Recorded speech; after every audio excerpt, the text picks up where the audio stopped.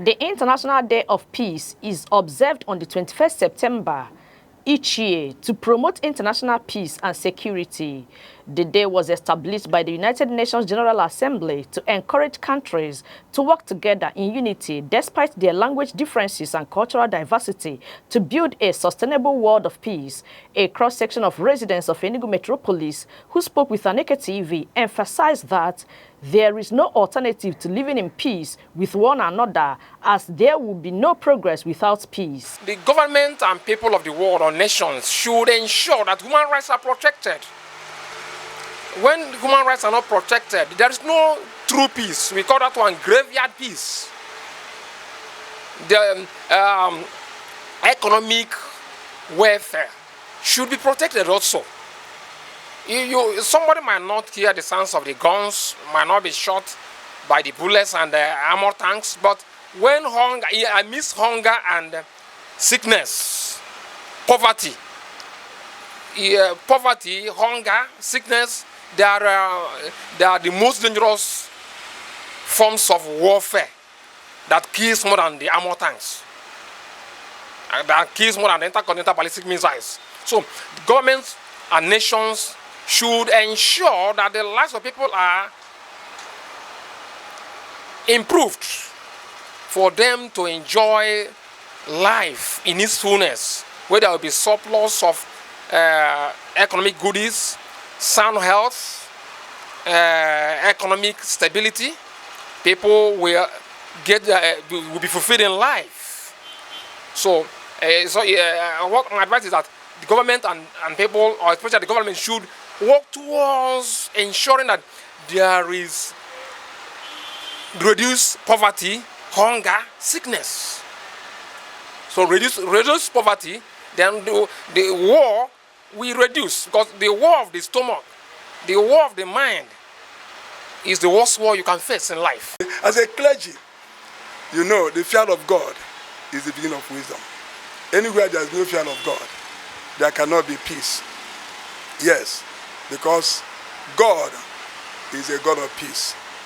It is said in Matthew chapter 5, verse 9, "Blessed are peacemakers, for they shall be called children of God." So Jesus is called the Prince of Peace. So anybody who fears God will want peace to be enthroned. So the fear of God brings peace, and it is the knowledge of Jesus Christ that gives the fear of God. I want to call on our politicians to give God a chance in their life. It's only God that can lead them to true peace. We are here about the World Day of Peace, and I would like to advise the world, advise Africa, advise Nigeria, and advise my people in the southeast in Enugu that there is nothing as wonderful as peace. Peace is so important, and I'm going to speak in the medical aspect. In a time of war, people are exposed to all manner of diseases. We know of the case that happened in our own land, the Nigerian Biafran War. We heard stories of kwashiorkor, we heard stories of all manner of malnutrition, we heard stories of all manner of diseases. These are attendant medical problems of war. So in this day of international peace, let us do everything possible to live in peace, because nothing is as important as peace.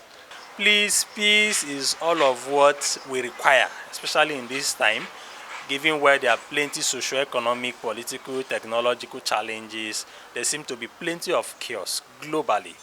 But there's absolutely no way we begin to have a kind of society we all desire if we don't crave, pursue, dream about, and then daily ensure that we entrench peace in all of what we do. So I encourage everybody to pursue peace. In fact, recently I put out a little tweet, particularly on X, and I said, in the course of trying to retaliate, probably somebody has done something you need to retaliate, you could end up being the one to pay more and suffer more. What that simply means is that there is a need for peace. People should begin to make peace a necessary part of their lives.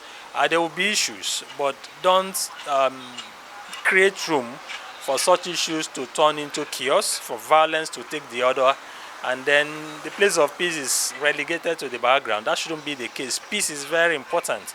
Peace is even what God himself said he had given to us, such that the world cannot give. So we should crave for peace. We should pursue it and make sure we are at peace with not just ourselves, but at peace with everybody in the society, because that is where it resides. If we have a peace, if people pursue peace at their individual and interpersonal level, rest assured we will have less work to do as law enforcement officers. So we crave for peace and we encourage our people, please pursue peace.